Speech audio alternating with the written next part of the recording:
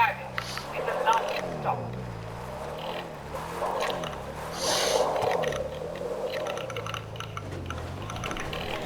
Does America know about aliens? Does it have proof about alien UFOs? And is it hiding them? I ask because a sensational claim is making waves. Listen to this.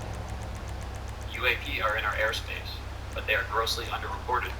These sightings are not rare or isolated, they are routine.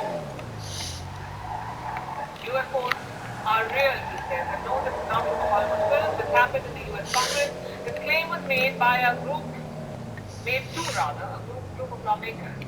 They were told that America knows about aliens, although as you heard, he used a different term, non-human beings, also unidentified aerial phenomena.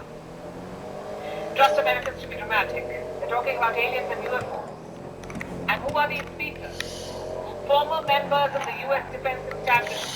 They worked for the Pentagon. Some military planes, others analyzed intelligence. This week they appeared before American lawmakers from both parties. Where are the cars I requested? I tell you where. Still not stolen. Work, please! Proceedings have attracted global interest for obvious reasons. We heard the testimonies, they're extraordinary.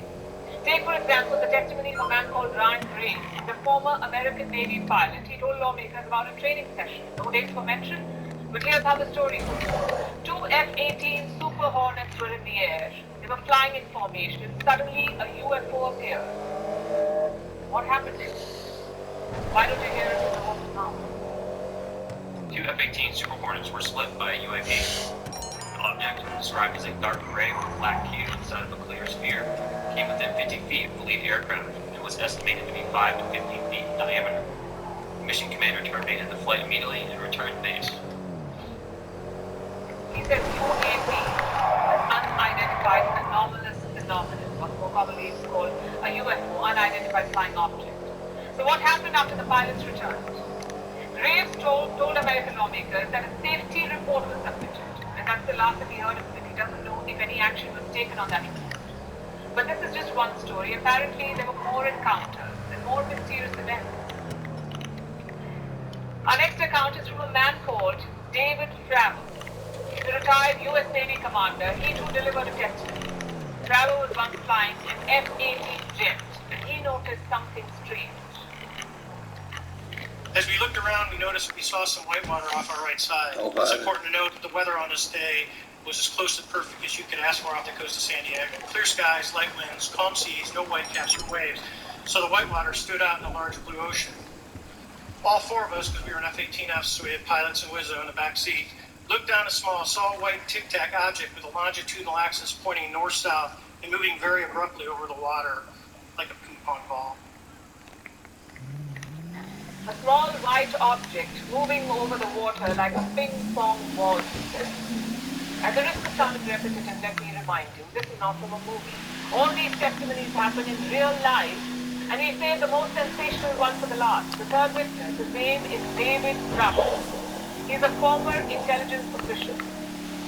He worked in the U.S. Defense Department, that's their defense ministry. And what did he do there? He was on a task force about UFOs, so perhaps he knows better than all the others. And what did Rush say? He said America has had long-standing covert programs, some date back to the 1930s. And he then went on to talk about aliens. He told lawmakers that the US government has some materials.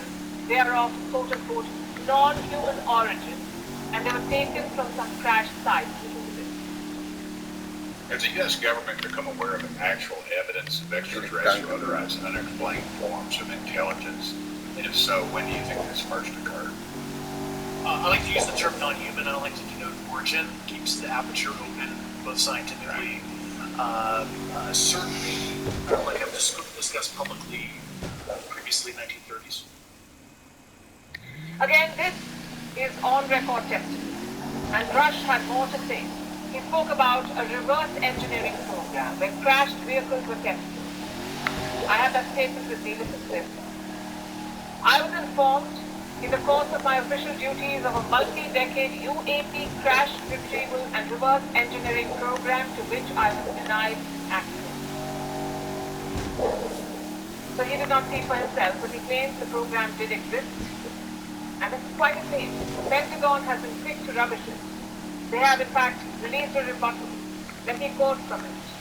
The Defense Department Task Force does not have any verifiable information to substantiate claims that any programs regarding the possession or reverse engineering of extraterrestrial materials have existed in the past or exist currently.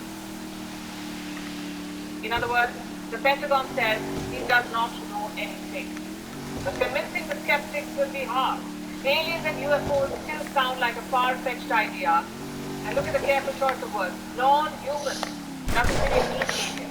It could even be a plant or a sample of something else maybe. But there is still little tangible evidence, except for videos like this one. These are unclassified videos. They were part of a US intelligence report.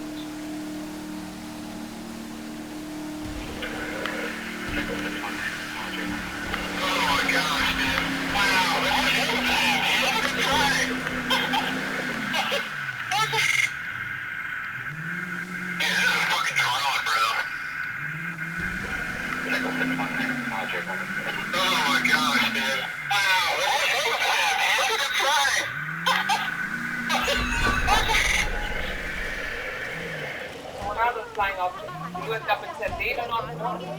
In 2021, they released a report and said there are no extraterrestrial links to these objects. So there is simply too little information to make a decision. But American lawmakers were not satisfied. They saw this as a cover-up, so they called for these hearings, and it has stirred up the hornet's nest again. Do aliens exist? Honestly, we don't know.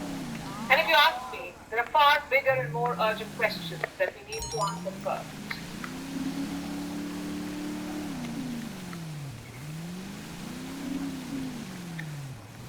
Meanwhile, in Russia, the president is on a charm offensive. Vladimir Putin is hosting the Russia-Africa Summit. The first edition was in the year 2019. It was held in Sochi, it is Russia's largest resort city. What's happening now is the second edition. The theme for this year is peace, security, and development. And that's what's on the agenda. Growing cooperation, promises of deals, security guarantees, all with a sprinkle of geopolitics. The summit started with a bang. Putin's first promise was free grains to Africa. We will be ready in the next 3 to 4 months to provide for free to Burkina Faso, Zimbabwe, Mali, Somalia, Central African Republic, Eritrea, with 25 to 50,000 tons of grain, and we will ensure free delivery of these products to consumers. Now some context here. Ukraine accounts for 9% of global wheat exports. This grain makes its way to markets through the Black Sea. In July 2022, Russia and Ukraine struck a deal. It is called the Black Sea Grain Deal.